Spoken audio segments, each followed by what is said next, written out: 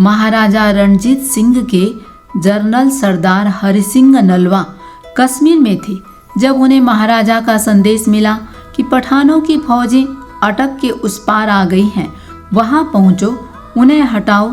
सरदार हरि सिंह नलवा तेजी के साथ कश्मीर से अटक की ओर बढ़े।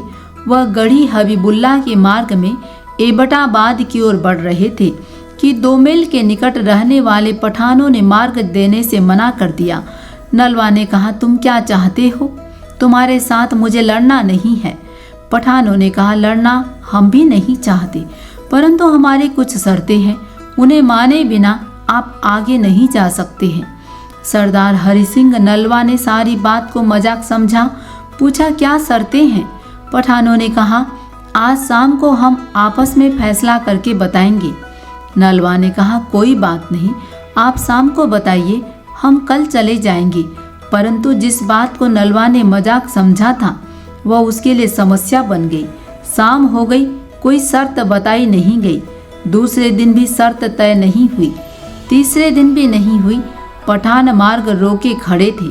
नलवा जी उनसे बिना लड़े आगे बढ़ना चाहते थे। समय व्यतीत हुआ जाता था, शर्तों का निर्णय होने में नहीं आता था। हरि सिंह चकित थे, करें तो क्या करें।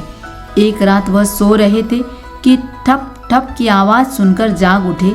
पास खड़े पहरेदार से उन्होंने पूछा, यह आवाज़ कैसी है? पहरेदार ने कहा, साहब वर्षा हो रही है। हरि सिंह बोले, वर्षा की आवाज़ मैं भी सुनता हूँ, परंतु यह ठप ठप क्या हो रहा है? पहरेदार ने कहा, सरकार, सब लोग अपनी छतों पर चढ़कर मिट्टी को कूट रहे हैं। इस प्रदेश की मिट्टी ही ऐसी है कि कूटे पीटे बिना ठीक नहीं रहती। हरि सिंह एकदम चौंक उठे, बोले, क्या कहा तुमने? एक बार फिर कहो तो। पहरेदार ने कहा, सरकार, इस इलाके की मिट्टी ही ऐसी है, कूटे पीटे बिना दुरुस्त नहीं होती। नलवा जी हंसकर बोले, यह मेरी ही गलती थी कि इस मिट्टी की विशेषता को मैं समझ नहीं पाया। सेना को आज्ञा दो कि इसी समय पठानों पर आक्रमण कर दो। जहां जो मिले उसको वहीं पीट डालो। थोड़ी देर में हर ओर मारपीट होने लगी। प्रातःकाल होने से बहुत पहले कितने ही पठान गर्दनों में पल्लू डाले उनके पास आए। हरि सिंह गर्ज कर बोले, क्या चाहते हो? पठानों ने सिर झुकाकर कहा, कुछ नहीं श्रीमान। हरि सिंह बोले, क्या शर्तें हैं तुम्हारी?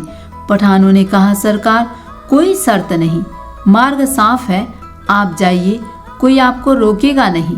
यह है ठीक और उचित क्रोध जो घर से बाहर और देश की रक्षा के लिए, उसकी स्वतंत्रता के लिए और धर्म की रक्षा के लिए किया जाए। ऐसा क्रोध आत्मदर्शन के मार्ग में रुकावट नहीं। आत्मदर्शन के मार्ग में रुकावट है वह क्रोध जो घर में किया जाए, स्वार्थ के लिए किया जाए। ऐसा क्रोध घर को, परिवार को, जाति को, देश को, सबको नष्ट कर देता है। ऐसा क्रोध बुद्धि को नष्ट कर देता है। बुद्धि के नाश होने से सर्वनाश होता है।